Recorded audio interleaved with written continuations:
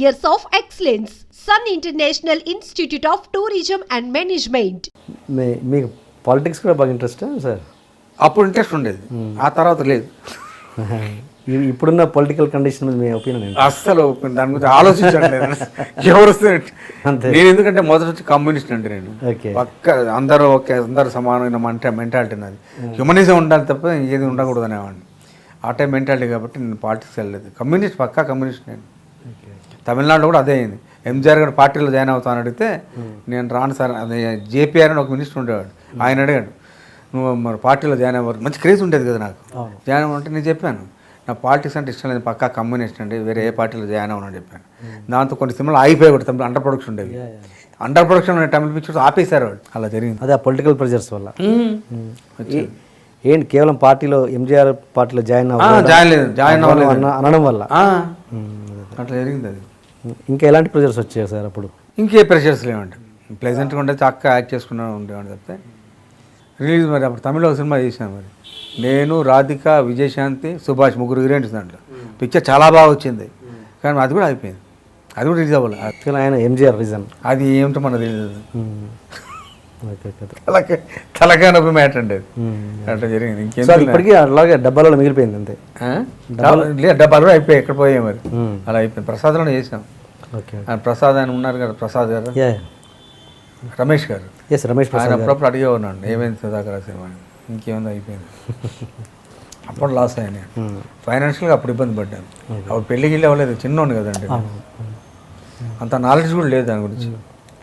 అంత స్టార్డమ్ని మీరు ఎట్లా ఏమంటారు, ఎట్లా మేనేజ్ చేసేవాళ్ళు, ఎట్లా ఎంజాయ్ చేసేవాళ్ళు, ఎలా మేనేజ్? చాలా ఎంజాయ్ చేసేవాళ్ళండి. అవుట్డోర్స్ కార్లో వెళ్ళిపోయేవాళ్ళు, ఎక్కడ కోయంబత్తూరు, ఆ తర్వాత ఇంకా ఊటీ గీటీ అన్ని చోట్ల మానే డ్రైవ్ చేస్తుండేవాడు. నేను మేకప్ అనుకుండేవాడు, కుర్రాడు ఉండేవాడు.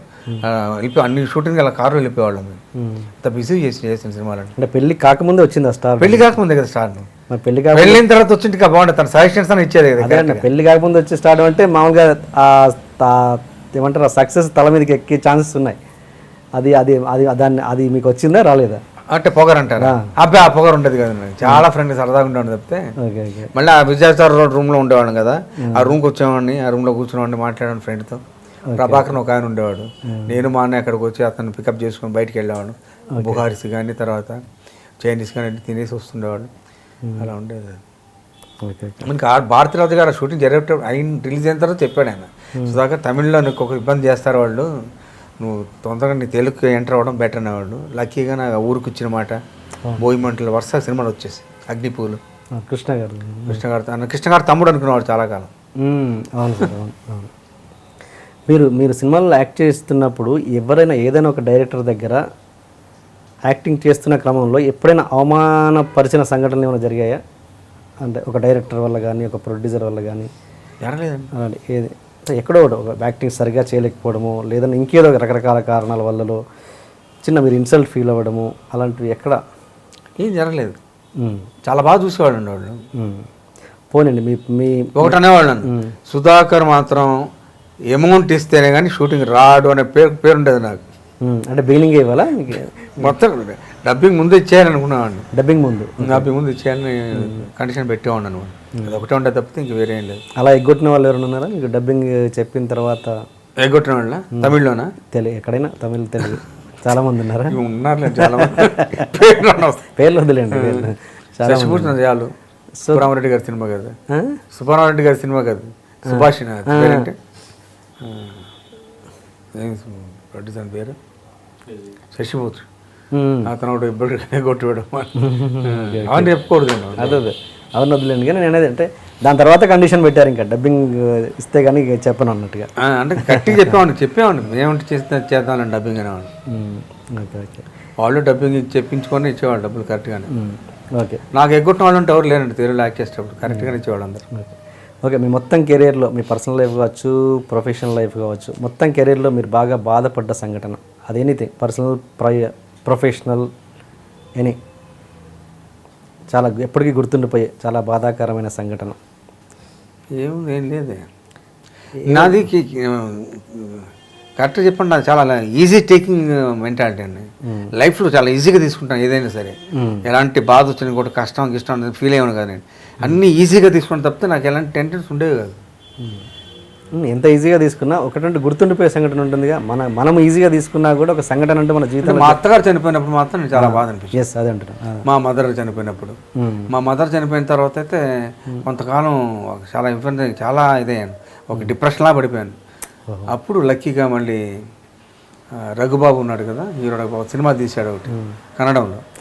ఆ సినిమాలో ఆ నగరదల్లి నాయకుని ఒక సినిమా తీశాడు. దాంట్లో పెట్టాడు నన్ను, వన్ ఆఫ్ ద మధురానగర్లో character, one of the character నేను చేయాల్సి వచ్చింది. అప్పుడు ఆ షూటింగ్ బెంగళూరు వెళ్ళడం జరిగింది మిసెస్తో పాటు. అప్పుడు రిలాక్స్ అయ్యాను నా సినిమా తాండా పిక్చర్కి. లేదంటే మదర్ చనిపోయిన ఫీలింగ్ చాలా కాలం ఉండేది నాకు. మీది love marriage, arrange marriage? Arrange marriage. Mrs Nellore. Okay okay. పెళ్లి చూపు నాకు ఒకే పెళ్లి చూపులు జరిగాయి. ఆ పెళ్లి చూపు నా వైఫ్తోనే పెళ్ళి అయిపోయింది. Very good, very good. ఆ తర్వాత నా హెయిర్ స్టైల్ బాగోదని చెప్పి పెళ్ళైన తర్వాత చెప్తే నా వైఫ్, సిద్ధార్థ హోటల్ అనే హోటల్ ఉండదు ఢిల్లీలో, అది కాలిపోవడానికి ముందు అక్కడ హెయిర్ స్టైల్ చేసుకున్నాను నేను. ఆ తర్వాత అది కాలిపోయింది. ఓకే. నా హెయిర్ స్టైల్ చేంజ్ చేసింది అక్కడ అనమాట. అదే మిసెస్ చెప్పడం వల్లే చేసుకున్నాను. ఏమంటే అంతకుముందు ఇంకోలా ఉండేది, హెయిర్ స్టైల్ లాంగ్గా ఉండేది ఆ పాత పిక్చర్స్ అన్నిట్లో. ఈ హెయిర్ స్టైల్ మార్చుకున్న తర్వాత అన్ని పిక్చర్స్ కంటిన్యూ అయిపోయాను తెలుగులో. ఓకే. ఇప్పుడున్న జనరేషన్లో ఏ హీరోతో మీరు వర్క్ చేయాలనుకుంటున్నారు కొత్తగా మీ రీఎంట్రీలో? మరి రామ్ సినిమాలు చూసాను చాలా, రామ్తో కానీ, తర్వాత మళ్ళీ పవన్ కళ్యాణ్తో చేసి కూడా బాగుంటుంది, తను ఎంకరేజ్ చేస్తాడు కూడా బాగుంటుంది. ఇప్పుడు రామ్ శంకర్ అలా చక్కగా చేయించుకున్నాడు, పవన్ కళ్యాణ్తో చేస్తున్నాడు, తను అలా చేయించుకుంటాడు చక్కగా, బాగుంటుంది చేస్తే.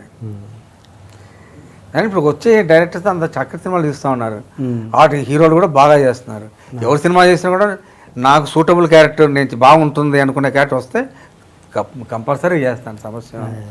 అందరూ బాగా చేస్తున్నారు, ప్రతి హీరో, వాజీ కానివ్వండి, రామ్ కానీ అందరూ బాగా చేస్తున్నారు. ఓకే. ఇంకోటి, మీరు వినాయక్ గారు అసిస్టెంట్ డైరెక్టర్గా ఉన్నప్పుడు ఆయన సెట్లో మీరు చాలాసార్లు చెప్పారంటే మీరు పెద్ద డైరెక్టర్ అవుతారు అని. అవునా? అవును. ఓసినా మరదల సినిమా అప్పుడు, ఓసినా మరదల షూటింగ్ అయ్యేప్పుడు వినయ్ అనేవాళ్ళు అందరం. వినయ్తో చెప్పాను, మేము పెద్ద డైరెక్టర్ అవుతా వినయ్, మీరు డెఫినెట్గా అనేవాడు అనమాట. నావాడు అవుతానా అండి అని. డెఫినెట్గా అవుతావు వినయ్ అనేవాడు. ఎందుకంటే నా డైలాగ్ చెప్పించు అన్ని తనే ఉండేవాడు. డైరెక్టర్ పేరేంటి, సాగర్ గారు ఉండేవాడు. సాగర్ గారు ఇతను వినాయక్ అప్ప చెప్పేవాడు, సుధాకర్ చేత అనుకుంటే నా దగ్గరకు వచ్చి ఇలా చెప్పి ఈ డైలాగ్స్ ఇటా అంటే చెప్పేవాడు అనమాట. కాబట్టి వినయ్ అనేవాడు, మంచి డైరెక్టర్, పెద్ద డైరెక్టర్ అవుతామని. ఎందుకంటే ఆ స్టెబిలిటీ కనపడేది అతను చూస్తుంటే, చేస్తాడని. తర్వాత ఆ సినిమాలు చాలా చూసాను, నాకు అదృష్టం చాలా నచ్చింది. అదృష్టంలో చాలా బాగా తీయించాడు ఆ కామెడీ. అది మరి జూనియర్ ఎంట్రీ చేత వల్ల చేయించాడు. అది నాకు చాలా ఇష్టం ఆ సినిమా కూడా. మరి అలాంటి సినిమా వస్తే ఇంకా బాగుంటుంది చేయడానికి. మరి అంతలా అన్న వినాయక్ గారు మరి మిమ్మల్ని ఎప్పుడు ఆఫర్ చేయలేదు యాక్టింగ్కి? లేదు, మరి నేను తర్వాత ఎక్కడ చూడలేదు, నేను కనపడలేదు ఎక్కడ నాకు. Okay okay. సందర్భం ఏర్పడలేదు ఎక్కడ కలవడానికి. ఓకే. అండ్ బ్రహ్మానందం గారు, మీరు మీ ఇంటి పక్కనే కదా బ్రహ్మానందం గారు కదా? వెనకెళ్ళి బ్రహ్మానందం. ఎలా ఉంటుంది రిలేషన్ మీకు? నేను హాస్పిటల్లో ఉన్నప్పుడు వచ్చాడంట, వచ్చి ఒక నిమిషం చూసి భయపడి పారిపోయారండి. అంటే అంత వీక్ అయిపోయి ఒకలా ఉన్నానండి చూడ్డానికి. నా మిస్ చెప్పింది, మీరు భయపడి వెళ్ళిపోయాడండి అంటే, భయస్తుడు వెళ్ళే బ్రహ్మానందం పర్లేదు, చూడపోయినా పర్లేదు, వచ్చేళ్ళాడు కదా చాలా అని చెప్పాను. నేను కోమాలు ఉన్నప్పుడు చూసా అంటది అంతే. ఆ తర్వాత అంతకుముందు నేను బాగున్నప్పుడు ఇంటికి వచ్చేవాడు, మా ఇంట్లో మిసెస్ దోశలు వేస్తే దోశ తినేవాడు, అమ్మ అమ్మ అని చెప్పాడు, బాగుంటాడు. తర్వాత పక్కన ఇంటికి వెనకింటికి వచ్చిన తర్వాత టచ్ వెళ్ళలేవు. మరి నేను వాకింగ్ వెళ్ళినప్పుడు కనపడటం లేదు తెలియదు. మరి నేను వాకింగ్ వెళ్ళి వచ్చేస్తాను తప్పితే అంటే కలవరా మీరు అసలు? ఏం కనపడలేదు మరి. Okay okay. ఈ మధ్యలో ఏం కనపడ్డా. Okay okay, right.